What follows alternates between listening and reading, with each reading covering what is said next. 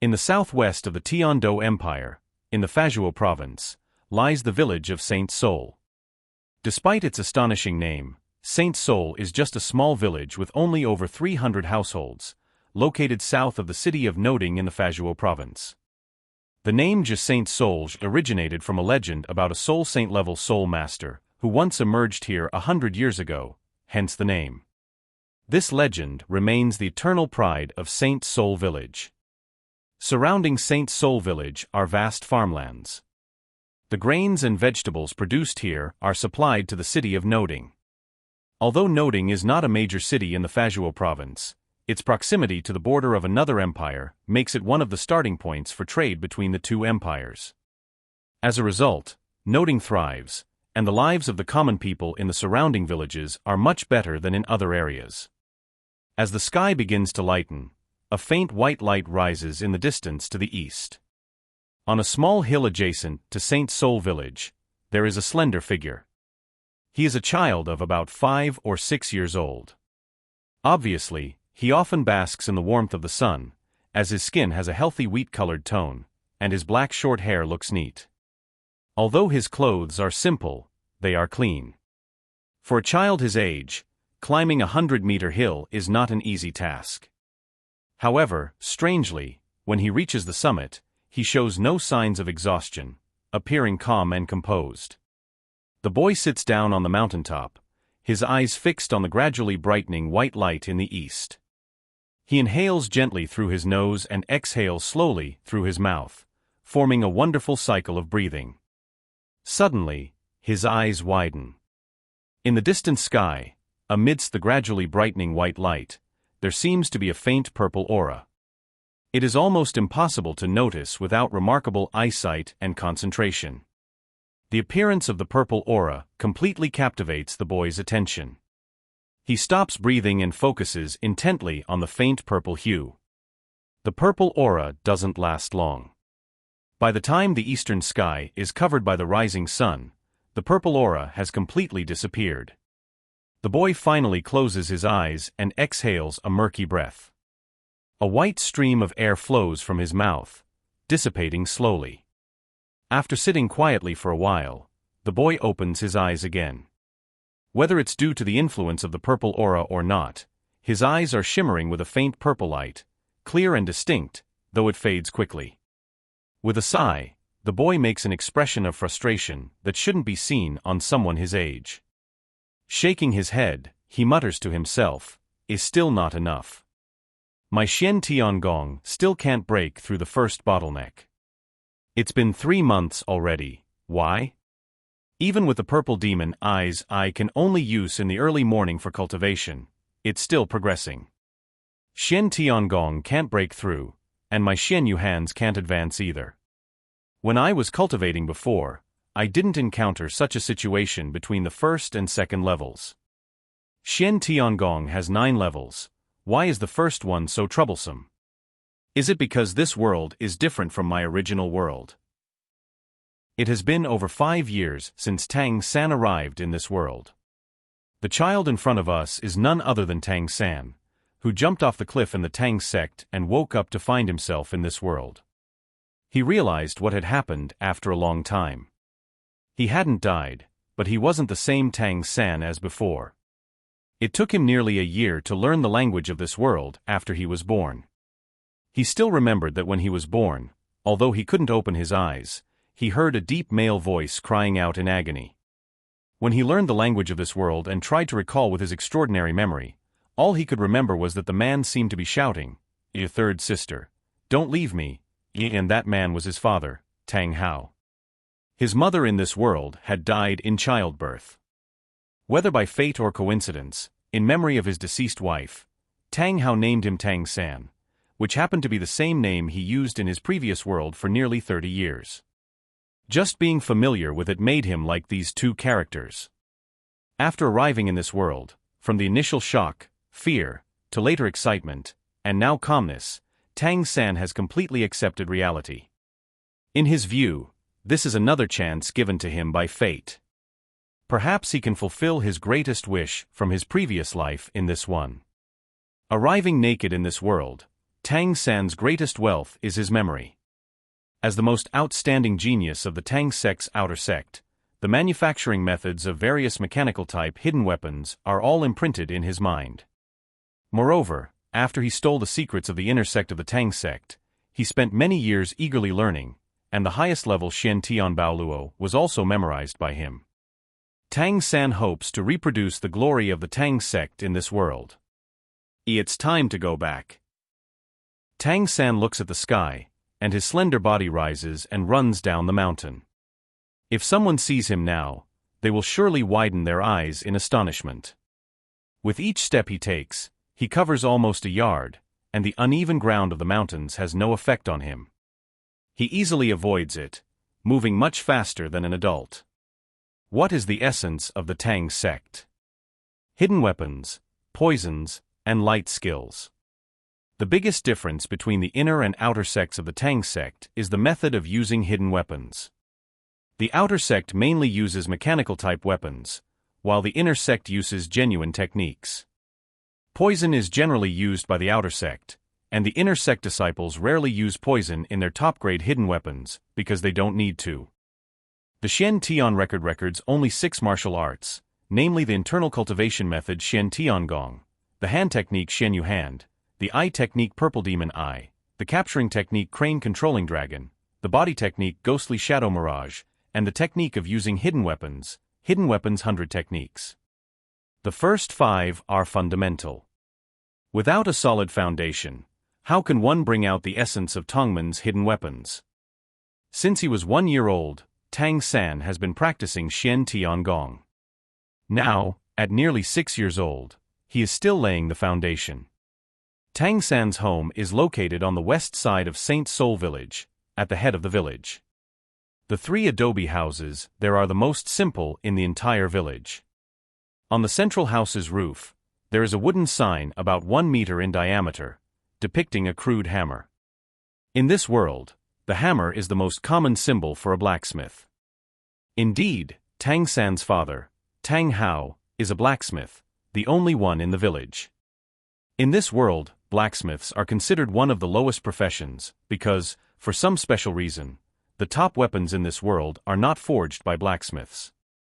However, being the only blacksmith in the village, Tang San's family should not be so poor. But most of the meager income. As soon as he entered the house, Tang San smelled the fragrance of food. It wasn't breakfast prepared by Tang Hao for him, but the breakfast he prepared for Tang Hao. Since he was 4 years old, cooking has been Tang San's daily task.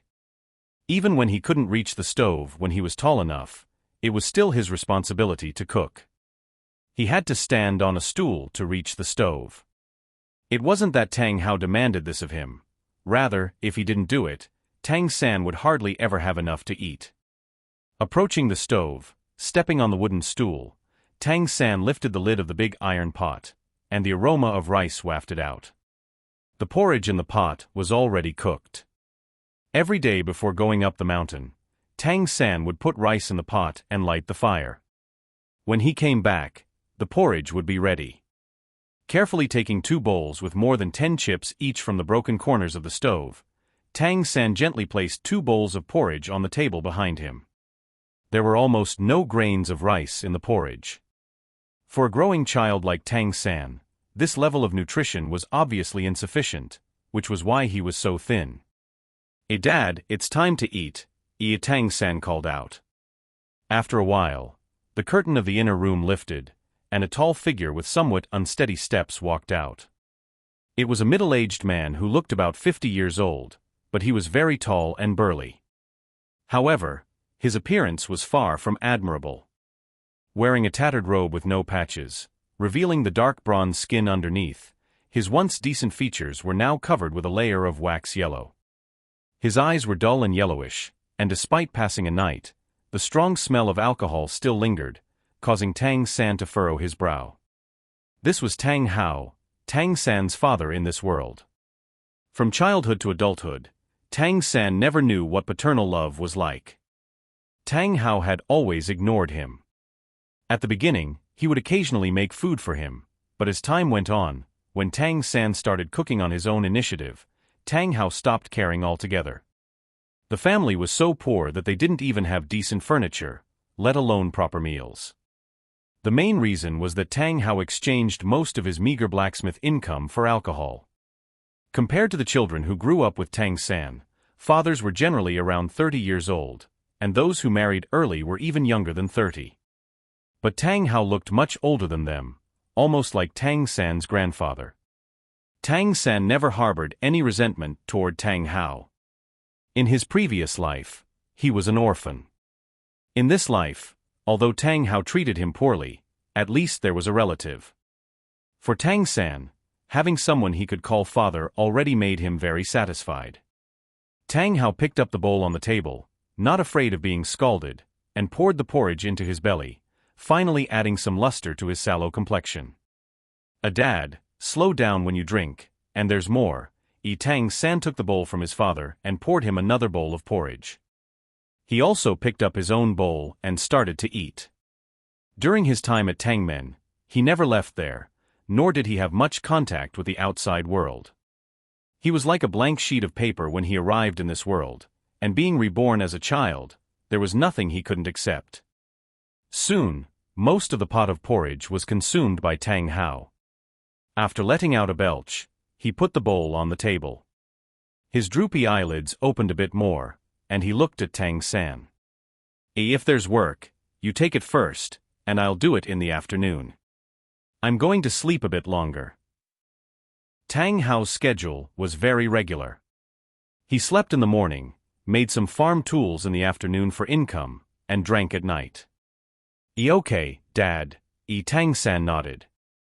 Tang Hao stood up, having drunk quite a bit of porridge. His body finally stopped swaying, and he walked toward the inner room. Dad, Tang San suddenly called out. Tang Hao stopped in his tracks and turned his head, showing a bit of impatience. Tang San pointed to a piece of raw iron with a faint black gloss in the corner. Can I use this iron? In his previous life, he was the most outstanding disciple of the outer sect of Tangmen, extremely familiar with the manufacture of various hidden weapons. Of course, back then, all kinds of materials were provided by Tangmen. But after coming to this world, although he had been practicing for several years, his strength was still far from enough. At the same time, he never thought about giving up his expertise in manufacturing hidden weapons. He had already started trying to forge some hidden weapons, but materials were a big problem. Tang Hao's gaze shifted to the raw iron. Iha! There's iron essence in there. He walked over and lowered his head to take a look, then turned to Tang San. Do you want to be a blacksmith in the future? Tang San nodded. Being a blacksmith was undoubtedly the most suitable profession for him to craft hidden weapons. Dad, you're getting older. In a few years, when I'm a bit older, let me learn to make kitchenware from you and take over your work. Before, he only did the most precise work of manufacturing hidden weapons, while he was not good at the simplest forging. Tang Hao was slightly absent-minded and muttered, blacksmith, seems not bad. He pulled over a dilapidated chair, sat down in front of the raw iron, and lazily said, Little San, tell me, what kind of blacksmith is the best blacksmith?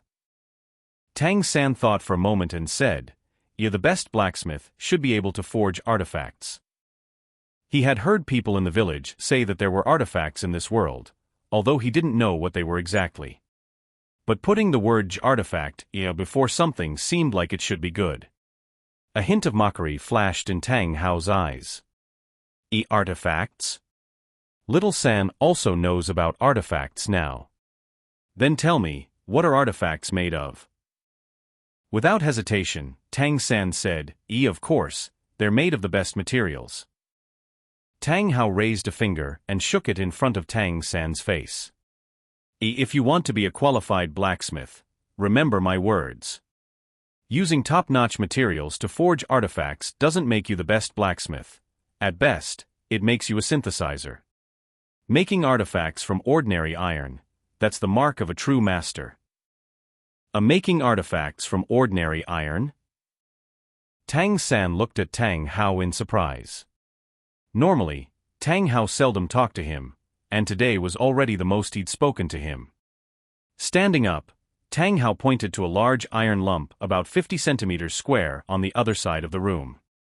If you want to become a blacksmith, learn forging from me. So, you start by forging it 10,000 times with a hammer. That's when you'll qualify. It was an ordinary piece of iron with numerous impurities, far inferior to the piece with iron essence. Now, you can still change your mind, Tang Hao said indifferently, already preparing to go back to sleep in the inner room. Dad, I'm willing to try. Tang San's voice was crisp and calm, but it contained determination. Tang Hao looked at him somewhat surprised. Good.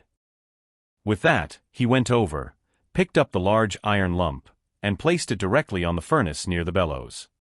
As long as he ignited the charcoal fire, he could start forging it. After doing this, Tang Hao went back to sleep in the inner room. Tang San was a determined person.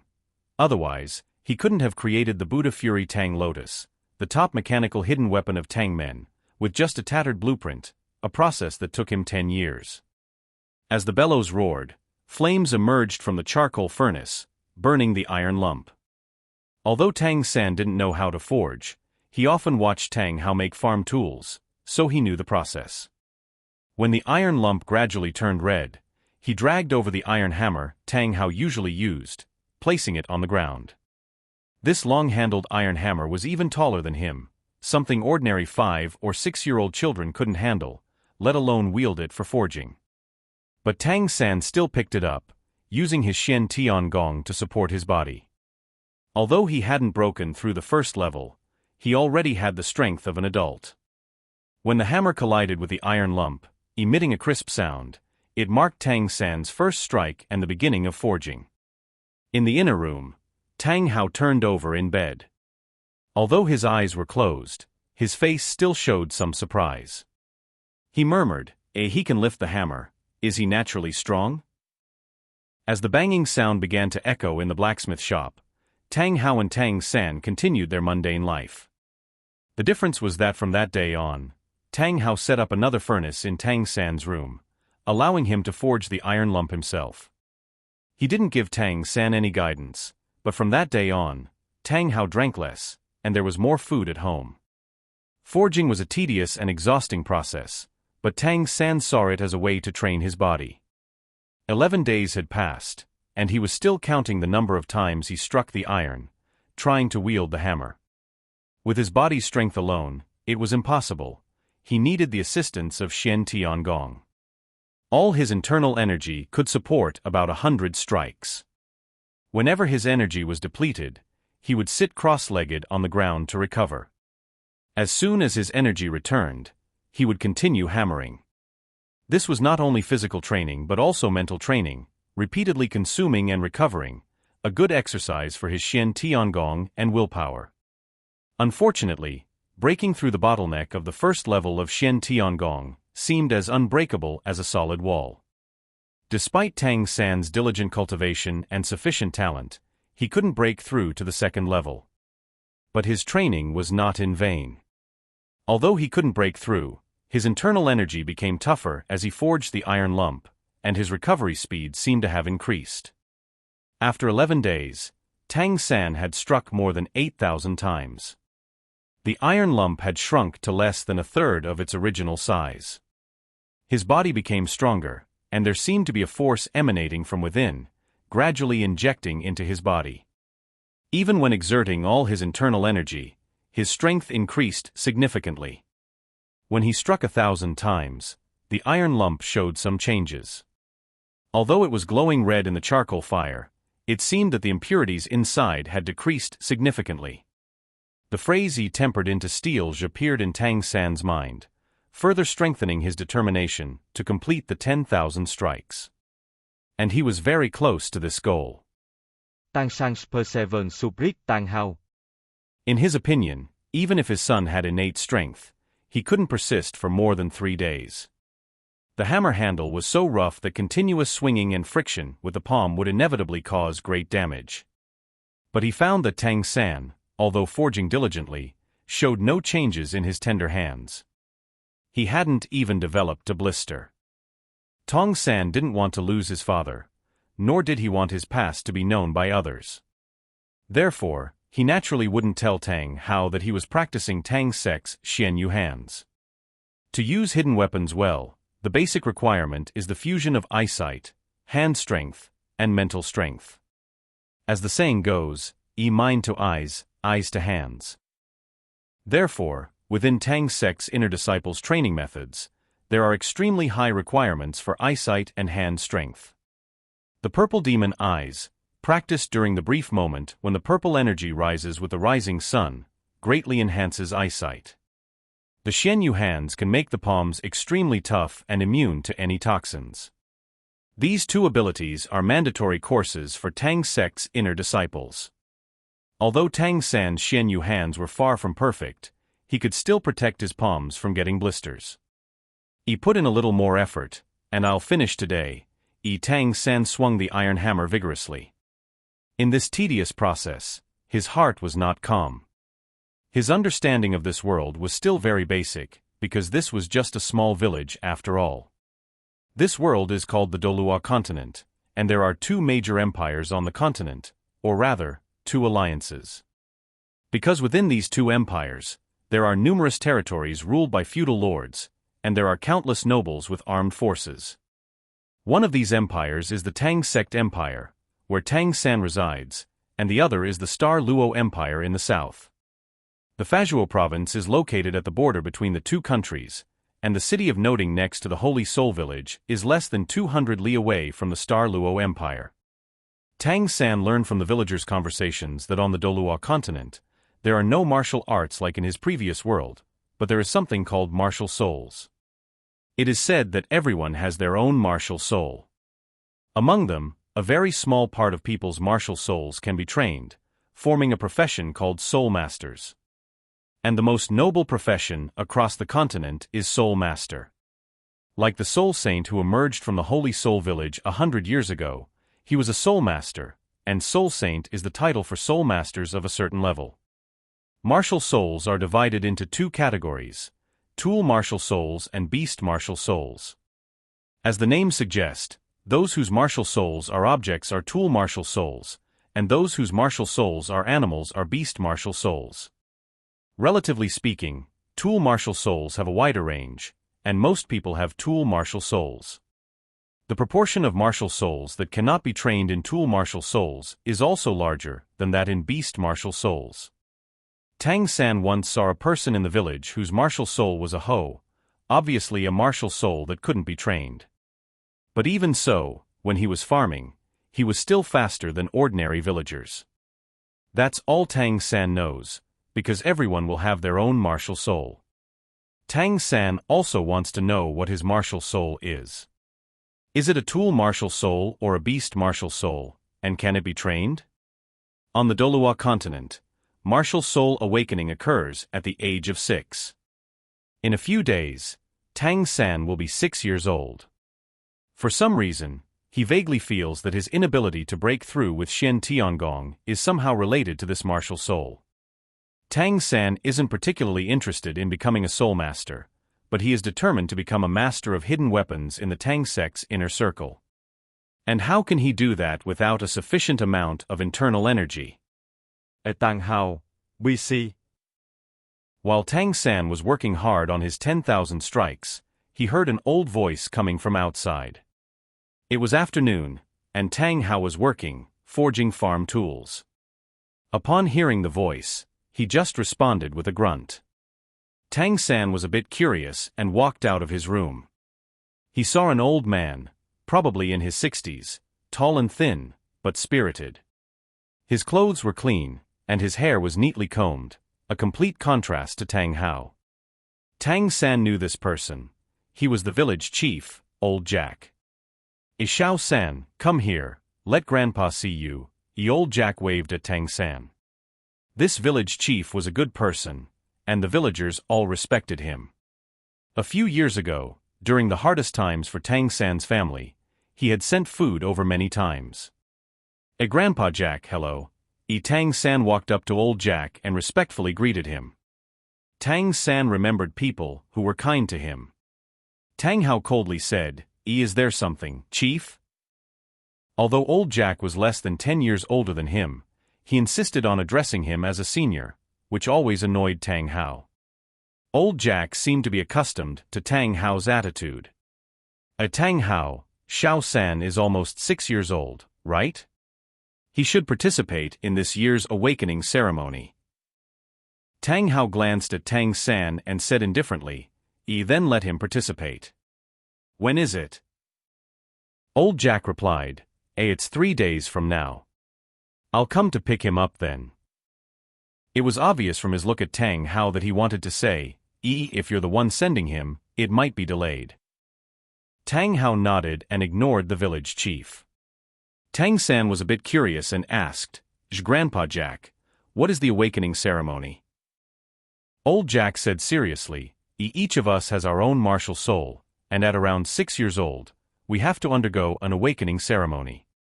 With a martial soul, our abilities in certain aspects will be enhanced. Even if it's the most ordinary martial soul, it will still be helpful. In case you have an outstanding martial soul that can be trained, then you might even become a soul master. The awakening ceremony only happens once a year, and I can't let you miss it. The steward from the Martial Soul Hall in Noting City will come to help our village's children awaken their martial souls. That steward is a soul master of the Great Soul Master level. When old Jack mentioned the 3 words Great Soul Master, envy flashed in his eyes. Tang San, who had only heard vague concepts about soul masters, naturally wouldn't let go of this opportunity and asked further, what does Great Soul Master mean?